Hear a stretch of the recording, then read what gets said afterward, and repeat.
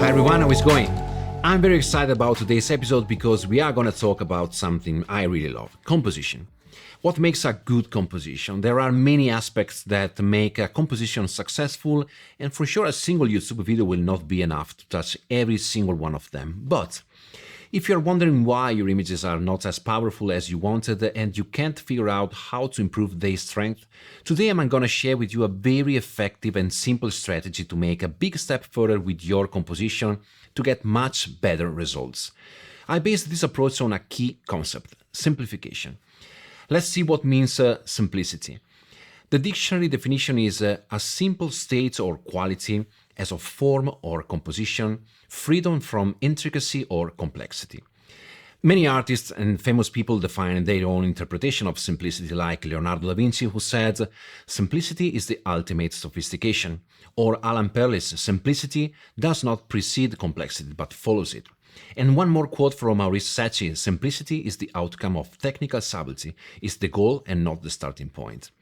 Interesting, so simplicity is the output and not the input. Okay, now, considering this concept, what I want to do is to define a sort of framework that I can apply to every single image I want to capture, analyze or critique. Let's start breaking the simplicity concept down into 4 different components. Number of elements. When you are composing your image, you want to consider the number of image elements and keep them less than or equal to 4, sometimes maybe 5. The second one, internal complexity. What I mean is the internal complexity of each of those image elements. The relationship between elements should stay on the right side of that fine line between complex and interesting versus busy and confusing. The third component is separation. Separating the primary subject from the surrounding area is very important in our photography. So when you look through your viewfinder, it's very important to look for separation between the elements. That's especially relevant for the main subject. And the last one is the focal point.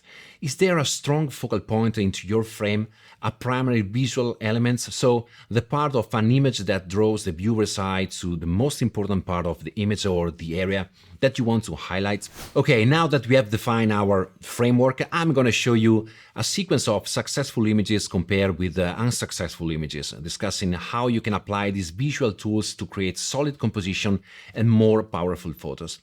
Disclaimer: I don't pretend to sell you this process as a universal magic formula, right? It's just something that works for me and maybe it also works for you, or maybe not. Okay, let's start. So let's start with this winter image I captured in the Dolomites.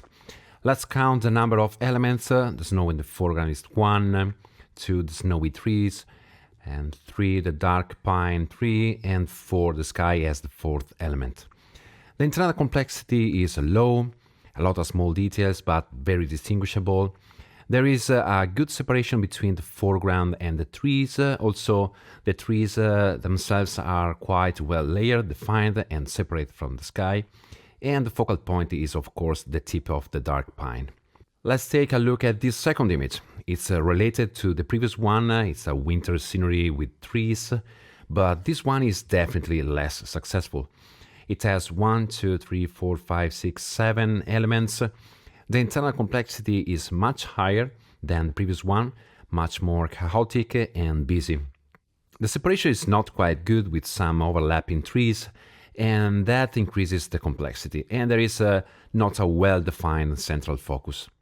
Another shot from the Dolomites, the number of elements 1, 2, 3, 4. The internal complexity is low, a good separation between the darks and bright areas, and the refugio in the center works perfectly as a main focal point. Comparing the two compositions, this new one doesn't work very well. It has 1, 2, 3, 4, 5, 6 elements. The internal complexity is higher than the previous one. In my opinion, the clouds add a lot of drama, but they don't work properly with the scene and they are quite confusing.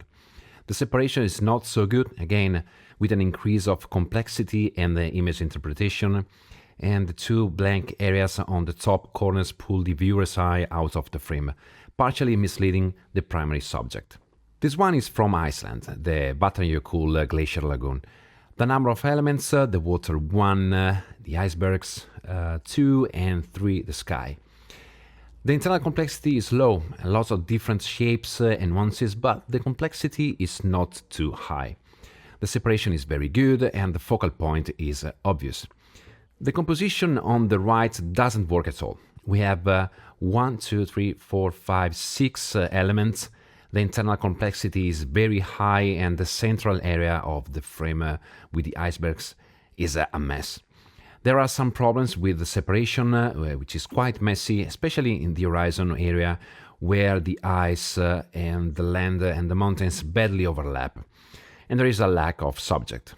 This shot is totally different. We have the first elements, the grass, then we have the puffins, 2, 3, 4, 5, and 6, 7, the cliffs in the background, and 8, the ocean. The internal complexity is definitely high. Lots of stuff going on in this image. I'm not crazy about the negative space on the top right and bottom left. It creates a sort of an unbalancing because nothing interesting happens. Then there are some overlapping elements like the head of this puffin on the top left corner with the shaded side of the cliff. Also, the wing of the puffin in the foreground that blends with the background, and actually I don't quite like how the edge of this cliff works with the bird's profile, and the focal point is pretty obvious. Another one from Iceland, Landmannalaugar, a lovely winter scenery capture in the highlands. The number of elements, 1, 2, 3, 4. Internal complexity is high, lots of details, but everything is well balanced and positioned pleasantly. Good separation and a well-defined focal point. Here I tried a different horizontal composition, but for my taste it doesn't work as well as the previous one. Here we have 1, 2, 3, 4, 5, 6 elements. The internal complexity is high and I don't like the empty area on the top left. There is no action at all, a flat sky, nah. The separation is quite good, a bit muddy with a group of pylons on the left. The main subject is obvious, even though there is a sort of competition between the right pylon and the group on the left. That makes the eye bouncing left and right and not following a linear path. This one is from Lofoten. This yellow cabin is a very popular subject for photographers who visit these islands. The number of elements, 1, 2, 3, 4, and maybe 5. The internal complexity is high with a lot of details, but we have a perfect separation between the elements, and the primary subject is the yellow cabin, of course. This horizontal composition is completely different, and on the bottom half of the image there is a lot of muddiness. It has 1, 2, 3, 4, 5, 6, 7, 8, 9 elements. The internal complexity, especially in the lower part of the frame, is very high. The negative space on the top left doesn't work at all in terms of balancing. There is a lack of separation on the bottom left with the two cabins overlapping. Then the edge between the water and the mountain, the stick, all this stuff don't blend quite well. And the competition between the yellow cabins is something to remove in order to avoid confusing viewers or distracting from the actual primary subject, so the central cabin. Here we are in the Faroe Islands, and this is Drangarnir, one of the most unique sites in the Faroes. How many elements here? 1, 2, 3. We have a low internal complexity. We have a good separation. Actually, to simplify the scene, I used a 10-stop neutral density filter for a long exposure in order to smooth out the water and create a more peaceful and minimalistic composition. And of course, the subject is this incredible sea stack. This image is nothing more than a test shot I captured while I was working the scene and before figuring out what would have been my final framing. Comparing the two compositions, this one doesn't look good, totally. It has 1, 2, 3, 4, 5 different elements and maybe these extra 2 elements that are quite distracting and also the 3 birds. The internal complexity is higher than the vertical shot. The empty areas in the sky and foreground are unappealing and they make no sense for the global composition. There are also some issues with the separation. Here the floating foam on the water creates a sort of an unpleasant connection between the land and the sea stack. Then on the left there are some rocks that are too close to the horizon line, and here the intersection cliff, ocean and mountain is messed up. The primary subject is pretty clear. Here is another well-known location in the Italian Dolomites, Lake Bryce. Very popular, especially for Instagrammers. It's a lovely place, and in this shot I tried to create a unique interpretation of that location using the water reflections. The number of elements, 1, 2, 3, and maybe 4 if you want to add the top dark part of the frame. The internal complexity is medium, wonderful separation and very clear focal point. Comparing the two compositions, the one on the right is definitely less powerful and less balanced. It has 1, 2 elements, and because of this obvious difference in the water, we can count this area as a third element, and then 4, 5, 6, 7. The internal complexity is high, especially on the top half, which is quite messy. Separation is not as good as the other image between the boats and in the vegetation, but the focal point is still obvious. The second to last image, this one is from Iceland again, and it's a drone shot, obviously. The number of elements, 1, 2, 3. The internal complexity is low, perfect separation between the elements, and a pretty clear focal point. I capture the same both with my Fujifilm camera and the telephoto lens to compress the bracket boats with the islands in the distance, but for me the global composition doesn't work at all. Maybe the weather, the lights, or the position I was, I don't know, there is something that doesn't look good to my eye. Anyway, I opted for a bird's eye view using the Mavic 2 Pro to get a cleaner, stronger and minimalistic composition. Okay, let's see how many elements we have in this photo. We have 1, 2, 3, 4, 5, 6, 7 elements with a high internal complexity and definitely too much sky on the top of the frame. The right side of the boat increases the internal complexity, resulting in a lower separation, and the focal point remains well defined. Okay, here we are at the last image. This is from the Dolomites, one of my favorite locations ever. This is a wide-angle shot, very spontaneous but quite complicated because of the tremendous amount of elements in the frame. Okay, number of elements, I grouped all this stuff as one single element since everything is very cohesive.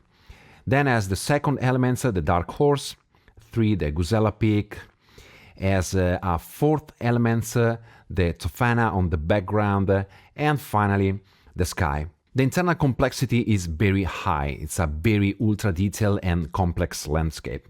Even though the high level of internal complexity, the separation is excellent and the focal point is absolutely clear. Like the previous Faroes shot, this image is a test shot I captured while I was working the scene before defining the hero framing.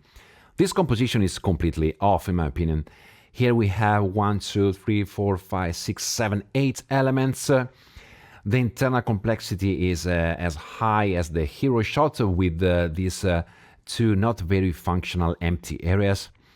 There are some problematic areas in terms of separation. These horses bunched up together and placed right along the intersection between the grass and the slope in the background. Also, the separation of these peaks and these flowers is quite muddy. With this composition, the focal point is definitely not very obvious. There are many other factors, of course, that help to create a compelling image all around, but this visual framework is a significant starting point. It's straightforward and crazy powerful. I hope you found this tutorial useful and maybe go back through some of your own images that you shot before and see if you can enhance the composition using maybe the crop tool in Lightroom, for example, or Capture One, or whatever software you like. Use your previous mistakes as your research, as an incentive even to try again. The best ways to get better is of course practice, so next time you go out to shoot, try to use this framework and visual process and you are going to find these concepts helpful and useful. And if you are on Instagram and you will publish some images using these ideas, please tag me. I'm really curious to see how this framework works with your photos. Alright guys, thanks so much for joining me. If you have any comments or questions or concern, leave them in the comment section down below. Thanks so much for watching, and I'll see you in the next video. Ciao!